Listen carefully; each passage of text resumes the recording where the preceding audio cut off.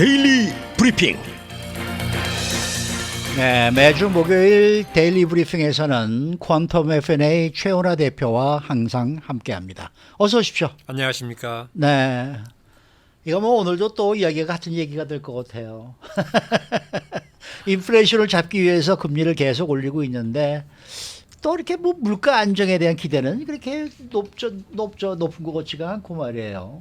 그리고 또 뭐 지금 경제 전문가들은 대부분이 다 뭐 1년 이내에 경기 침체에 빠질 것이다 이런 전망들을 지금 하고 있다는 소식도 들리고 있고 이거 뭐 어떻게 보세요?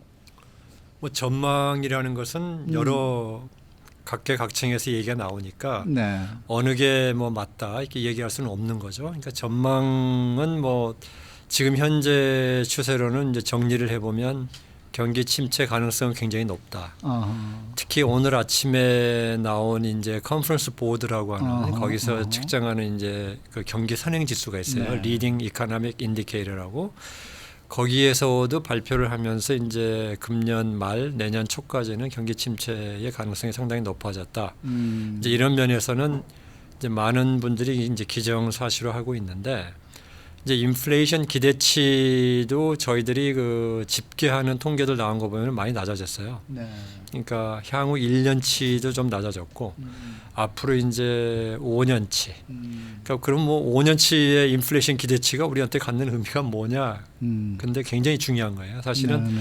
앞으로 1년치의 인플레이션 기대치보다는 5년치가 더 중요한데 네. 5년치가 낮다는 것은 그 많은 분들이 지금의 인플레이션은 잡힌다라는 그런 것을 의미하는 거예요.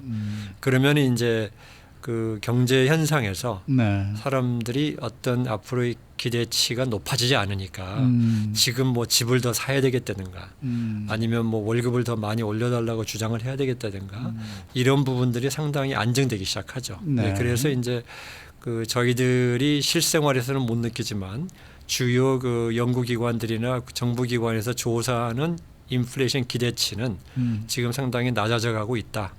그래서 이제 두 가지가 같이 가는 거죠.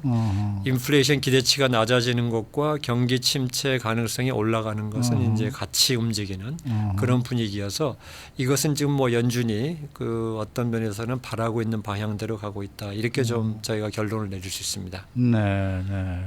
네, 희생이 뒤따르더라도 이 긴축 속도에 박차를 가하겠다는 연준의 정책이 너무 가혹하다는 평가도 나오고 있습니다. 어떻게 분석하십니까? 조금 저희가 아픈 사람의 예를 들어가지고 좀 비유를 해보면 이렇게 되는 거죠. 지금 아픈데 그냥 진통제 먹고 좀 버티면 좋지 않을까요? 뭐 이렇게 생각할 수 있잖아요.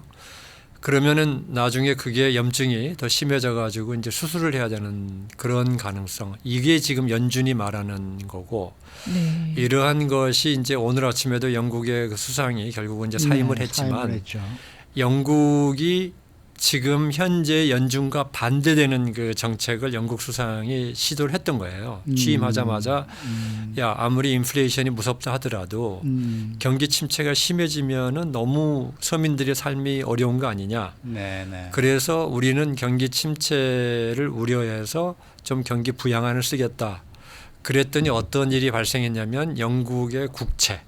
영국 정부가 발행하는 채권의 가격이 폭락을 해버렸고 가격이 폭락한 것이 문제가 아니고 시장 자체가 얼어붙어 버렸어요. 돈이 움직이질 않아요. 누가 영국 국채를 사질 않아요. 이제 이렇게 되니까 완전히 그 영국의 금융시장이 거의 마비되는 단계까지 이제 그런 현상이 발생하고 그러니까 그 다음에 어떻게 됐냐면 영국 정부에서 바로 우리가 그러면 돈이 없으니까 영국의 중앙은행이라고 하는 그 뱅크 오브 잉글랜드에서 우리가 그걸 사주겠다. 이렇게 되니까 시장이 완전히 혼란에 빠져버리는 거죠. 그러니까 바로 이게 미국은 물론 국채 시장이 미국의 달러가 기축통화기 때문에 영국 같은 일은 발생 안 하리라고 보지만 바로 영국의 예가 보여주는 게 지금 긴축을 해서 조금 아프더라도 경기 침체를 겪더라도 여기서 잡지 않으면 바로 나중에 훨씬 더 큰 값을 치르게 된다 하는 것이 이제 이번에 영국에서 좀 보여주는 사례였다고 할 수 있습니다. 아니 그러면은 그 영국의 그러한 저희 정책이 발표된 정책이 이게 경제학상으로도 잘못된 겁니까? 아니면은 미국의 정책에 반하기 때문에 지금 그런 겁니까? 경제학상으로 아주 잘못된 거죠. 잘못된 거예요? 네. 근데 어떻게 그런 정책을 발표할 수가 있었을까요? 저희들이 이제 그 옛날에 뭐 누구죠? 그 유명하신 영국의 철학가 프랜시스 베이컨이 얘기하는 극장의 우상 또는 뭐 이렇게 자리의 우상화라는 게 있어요. 뭐냐면 저희들이 어떤 그 신문이나 방송에 나와서 누가 얘기를 하거나 신문에 글이 나오면 그 사람이 대단하다고 생각해요. 또 정부의 감투를 갖고 있으면 대단하다고 생각합니다. 이게 이제 베이컨이라는 철학가가 얘기한 우상화인데 인간이에요. 그러니까 사람이다 보니까 정치하는 사람이고 그 사람도 경제 이론이나 여러 면에서 뭐 완벽한 사람도 아니고 그다음에 영국의 지금 정치는 또 보는 나름대로 또 자기네들의 정권에서의 기득권을 유지하기 위한 노력을 해야 되고 정권을 유지해야 되고 이러다 보니까 그런 실수를 할 수 있죠. 근데 그런 실수가 미국 같으면은 아마 일어나지 않았을 가능성이 높았던 게 미국이 훨씬 더 체계적인 경제 체제에서의 견제가 많아요. 근데 영국은 이 저 수상이 할 수 있는 역할이 그 기능과 뭐랄까 권력이 미국보다는 좀 넓어요. 그래서 그런 일이 발생한 건데 그건 경제학적으로도 안 맞는 얘기였고 현재 시점으로도 안 맞고 시장에서도 기대하지 않았던 일을 했던 겁니다. 네. 그러니까 어떻게 보면은 당시의 재무장관이나 그 다음에 지금의 수상의 그 책임이 거의 100%다라고 얘기해도 과언이 아닐 정도로 너무나도 조금 그 이해가 안 가는 그런 결정이었다 이렇게 평가를 할 수 있습니다. 네, 네. 자, 지금 뭐 주택 시장에 지금 얼어붙는 것도 이것도 지금 상당히 지금 심각한 것 같은데 말이에요. 지금 뭐 오늘도 보니까 뭐 이 뭡니까 이 부동산 시장이 뭐 거의 침체기에 들어갔다고 해도 과언이 아닐 정도의 그런 지수들도 지금 발표가 되고 그런 것 같아요. 이거 어떻게 보세요? 네, 같은 큰 맥락에서 보면은 이제 마찬가지죠. 저희가 그 소위 팬데믹 기간에 경제를 살리기 위해서 2020년부터 시도했던 정책들은 잘한 거다. 당시에 너무나도 파국을 맞을 수 있는데, 근데 그것을 막아준 건 잘했지만 어느 시점에서부터인가 너무 지나치지 않았느냐. 이제 이런 것도 있었고 두 가지 결정적인 실수를 얘기를 하죠. 돌이켜 보면 바이든 행정부가 들어와서 했던 그 3차 경기 부양안은 필요가 없었다.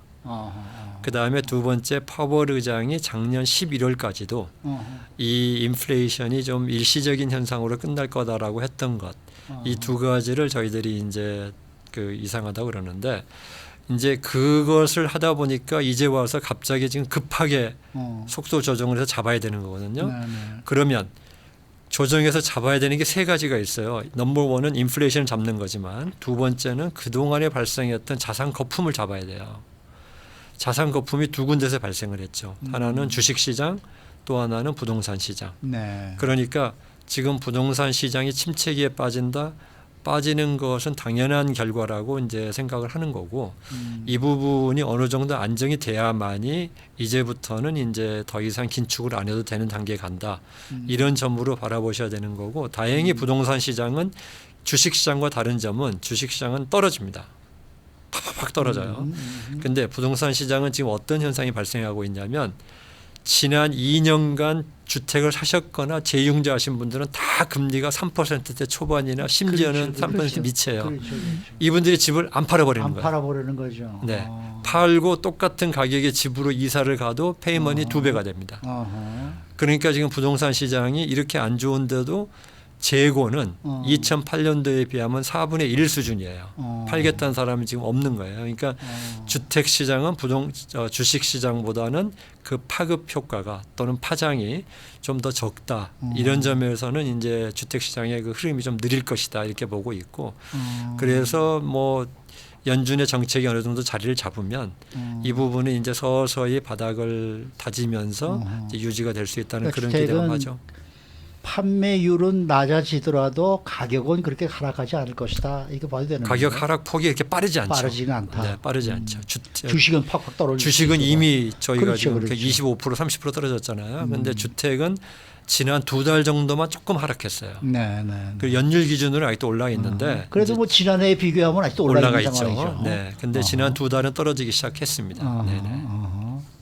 그러니까 뭐 이 주택 그 뭡니까 이제 이 판매가 지금 뭐 지난 9월 달에도 지금 하락했다 그러면서 지금 8달 연속 하락세를 보이고 있다라는 보도도 나오긴 했던데 그러니까 뭐 그렇게 주택에 대해서는 아직 그렇게 큰 걱정은 할 필요가 없겠다라고 해도 그렇습니다. 되겠습니까? 두 가지 면을 얘기할 수 있어요. 2008년도에 비해서 무분별한 대출이 없었어요. 맞아요. 네, 그때 그게 첫 뭐 번째고 대단했죠. 두 번째는요. 사는 집은요. 살면 돼요.